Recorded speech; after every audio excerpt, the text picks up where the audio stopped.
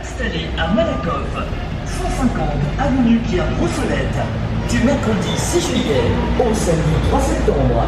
Du lundi au samedi, spectacle tous les jours à 18h. Le cirque Achille Savatin.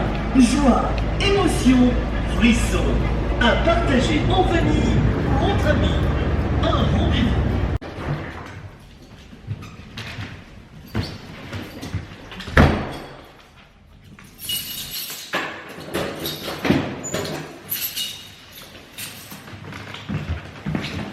Lundi 11 juillet, c'est parti.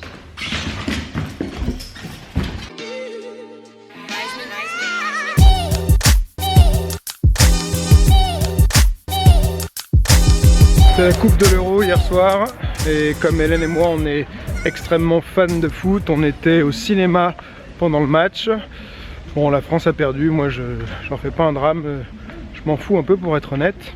Par contre, c'était un gros week-end pour les amateurs de MMA puisqu'il y avait plusieurs UFC, il y avait la finale du TUF, il y avait le Fight Night 90 et le gros UFC 200.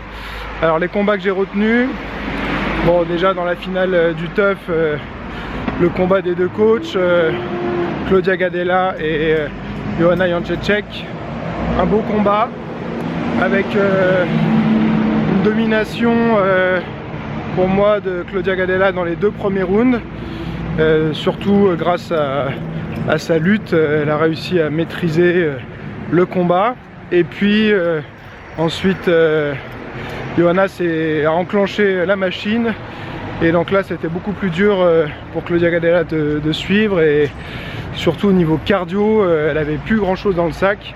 Alors que la championne a terminé le 5e round à plein régime, toujours très mobile, bien sur ses appuis, explosive.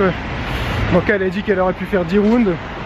C'est un petit peu exagéré, mais c'est vrai qu'elle avait l'air d'avoir un cardio vraiment irréprochable. Ensuite, il y avait dans le Fight Night le combat de Rafael dos Anjos contre Eddie Alvarez. Alors ça aurait pu en surprendre certains, moi ça m'a pas complètement surpris. Eddie Alvarez, je savais que c'était vraiment un gros client, quelqu'un qui a un gros potentiel, qui a été champion partout où il a été. Ses débuts à l'UFC étaient un petit peu mitigés, on s'attendait à mieux, mais bon, je pense que c'était peut-être un peu la pression de se retrouver à l'UFC, surtout sur son premier combat. Mais voilà, c'est un mec excellent et donc là il met KO, un KO technique à Rafael dos Anjos. L'arbitre est obligé d'intervenir, je pense qu'il a bien fait d'intervenir parce que dos Anjos vraiment beaucoup de courage et il voulait pas abandonner, il voulait pas tomber. Mais là pour le cerveau et pour la suite de sa carrière, je pense que c'était une bonne décision de l'arbitre d'arrêter. Je suis quand même impressionné de voir la capacité d'encaissement de certains, ça me laisse sans voix. À l'UFC 200, il y avait le retour de Brock Lesnar qui est toujours aussi énorme. Beaucoup de gens qui trouvent que c'est pas très intéressant qu'il revienne au MMA. Moi je trouve que là il a vraiment bien combattu, faut pas oublier que c'était quand même un excellent lutteur, un grand champion de lutte, qu'il a quand même battu Randy Couture, Frank Mir. Donc même s'il a peu de combats en MMA et qu'il fait du catch à côté, c'est quand même quelqu'un de dangereux parce que pour sa masse, il est quand même assez explosif. Là, j'ai trouvé qu'il a fait un beau combat. Je m'attendais à ce qu'il se fasse mettre KO par Mark Hunt, qui est certainement le plus gros puncher de tout l'UFC. Et il s'en est très bien sorti, sa lutte était bien. Alors le deuxième round, c'était un peu un passage à vide, mais pour les deux combattants, il s'est pas passé grand chose dans le deuxième round. Mais premier round, il a failli le terminer juste avant la fin. Et puis son troisième round était pas mal du tout. Donc moi je demande à voir comment il va réussir à évoluer. En plus il est coaché par Greg Nelson, avec qui j'ai été m'entraîner en Californie et qui est vraiment le coach que j'avais préféré sur le camp d'entraînement là-bas au CSW. Donc voilà, j'attends de voir la suite. José Aldo contre Frankie Edgar. J'adore les deux combattants, mais j'étais plutôt pour Frankie Edgar. J'aime bien son style, sa mobilité, le travail qu'il fait. Il a une belle lutte, mais là, José Aldo était vraiment très déterminé. Alors, ce que j'ai vu par rapport à d'habitude, c'est qu'il était beaucoup plus sur les contres.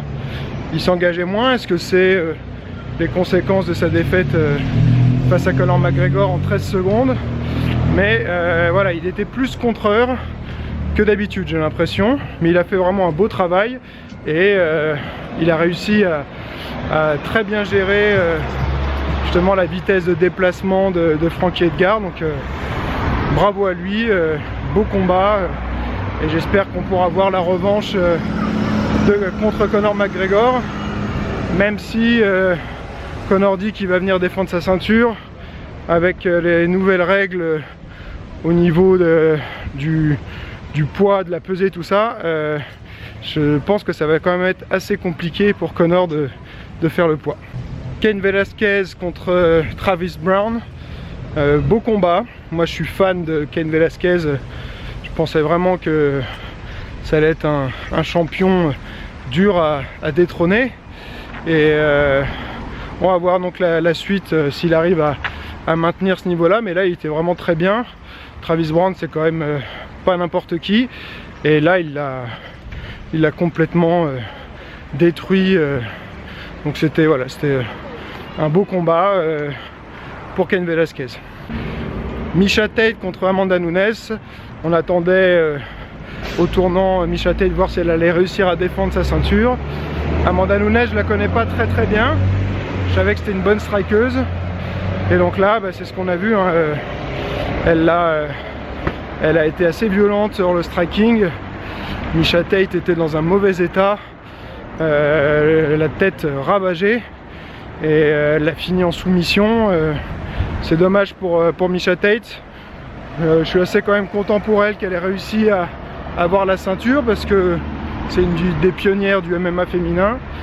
Donc c'était quand même une consécration pour elle de sa carrière, mais comme avant de gagner la ceinture, elle était sur le point d'arrêter.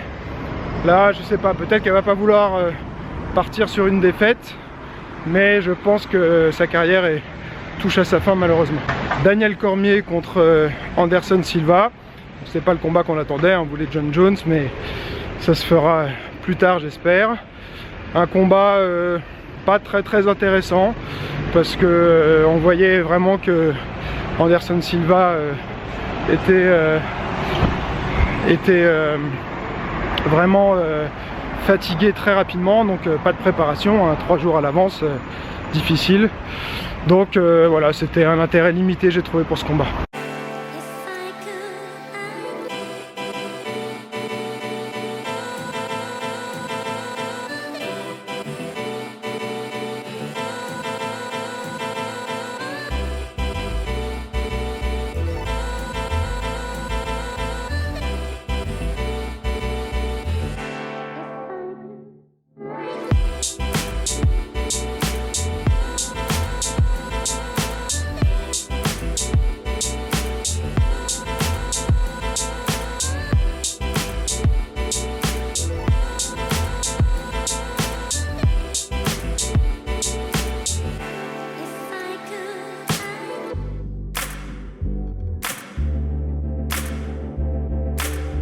Ça sent la fin de saison, il n'y a pas beaucoup de monde au cours de Wing Chun ce midi.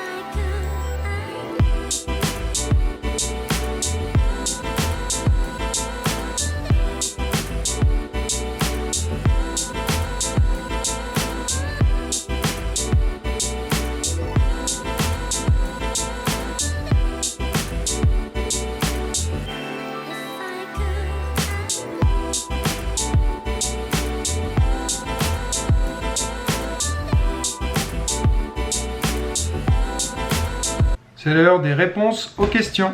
Aurélien qui me dit « Bonjour, quelle est pour toi la clé de bras la plus réaliste pour contrôler un adversaire debout ?» Par avance, merci beaucoup.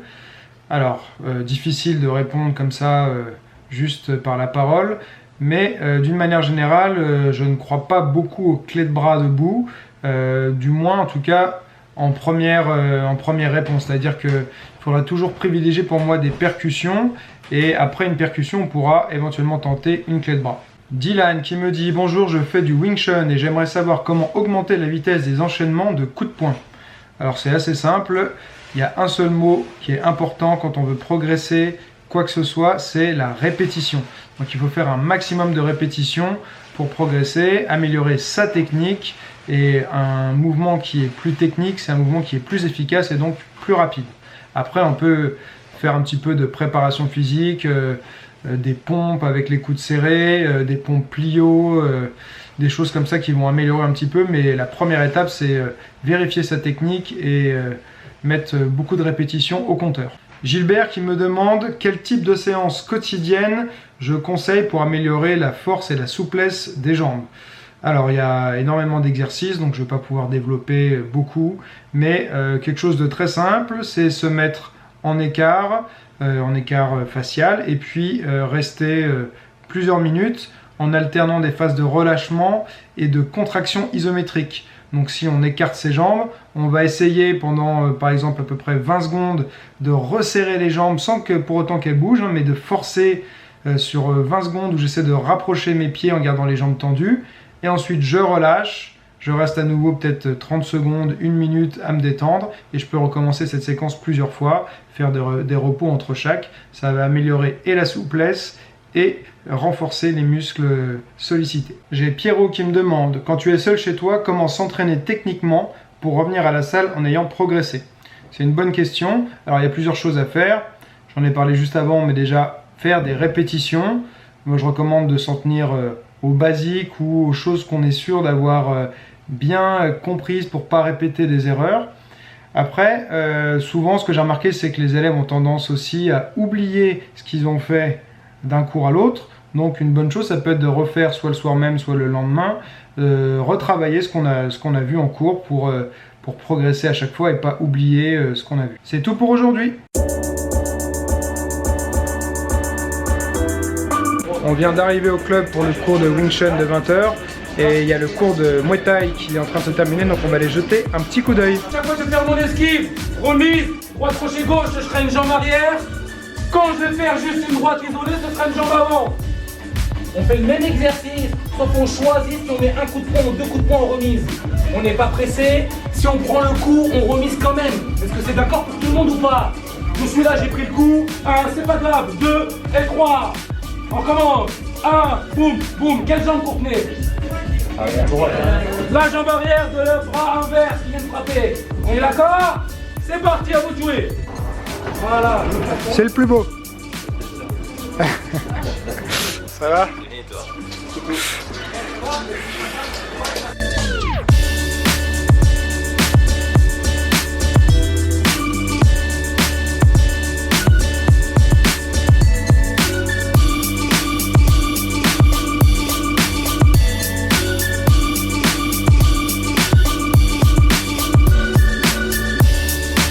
Deb, tu fais le mort. Allez, fais le mort. Ouais, c'est bien.